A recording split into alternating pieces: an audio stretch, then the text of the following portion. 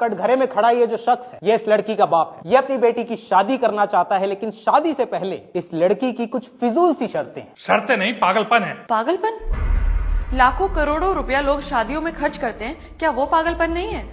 पिता अपने घर की लक्ष्मी दे और दहेज भी, क्या ये पागलपन नहीं है? एक तरफ हम अन्न को पूजते हैं और दूसरी तरफ उसी अन्न को कचरे के डब्बे में डालकर उसका अनादर करते हैं, उसकी बर्बादी करते हैं, क्या ये पागलपन नहीं है? शादी शादी ना होकर एक स्टेटस सिंबल बन गया है। जिसके पास जितना पैसा उतनी पैसे की बर्बादी। लाखों रुपया शादियों में खर्च कर देंगे, लेकिन वहीं अगर आपकी शादी में एक गरीब आदमी आकर खाना खाता हुआ पकड़ा जाए तो उसे मार पीट कर इतना जलील किया जाता है कि मानो आपकी 4 चांद लगी शादी में उसने एक धप्पा लगा दिया। ऐसी शादी को मैं शादी नहीं मानती हूँ जज साहब। इसलिए शादी के लिए मेरी अपनी कुछ शर्तें हैं। क्या शर्तें हैं तुम्हारी? शादी में दहेज न दिया जाए। लेकिन दहेज तो लड़के वालों ने मांगा ही नहीं है जज साहब। AC, cooler, TV, washing machine, 5 lakh रुपए और एक गाड़ी, ये सब क्या है पापा? ये सब बेटी हम तुझे दे रहे हैं, लड़के वालों को नहीं। ये आप इसीलिए कह रहे हैं ताकि समाज आपको ये ताने ना दे कि आपने खाली हाथ अपनी बेटी ससुराल भेज दी। और क्या शर्तें हैं तुम्हारी?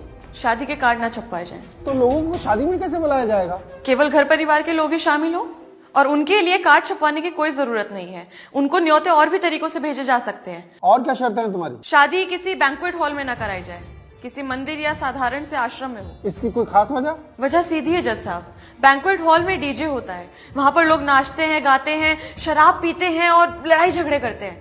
मंदिर में ये सब नहीं होता। वहां डीजे का शोर नहीं होता, वहां घंटियों की मधुर ध्वनि होती है। वहां पर शराब नहीं होती, वहां प्रसाद होता है। लड़ाई झगड़े नहीं होते, आस्था होती है। और अगर आप मेरी इन बातों से सहमत है तो मैं अपनी आगे की शर्तें आपको बताना चाहूंगी। बताओ। खाना बिल्कुल साधारण हो और गरीबों को भी खिलाया जाए।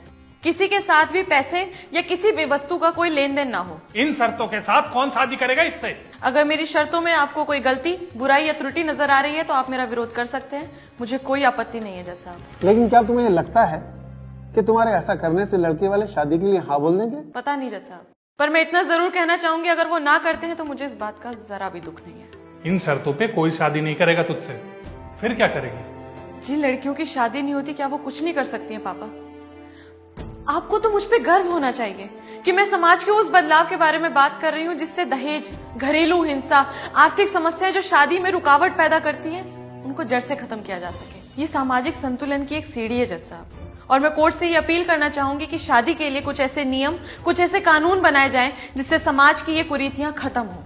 पहले भी लोगों ने सामाजिक व्यवस्था को बदलने के प्रयास किए हैं और उन्हें पागल घोषित कर दिया गया, पर आज उन्हीं प्रयासों को, उन्हीं बदलावों को सही ठहराया गया है। शायद हो सकता है मैं भी उन पागलों में से एक हूं जज साहब। That's all my Lord.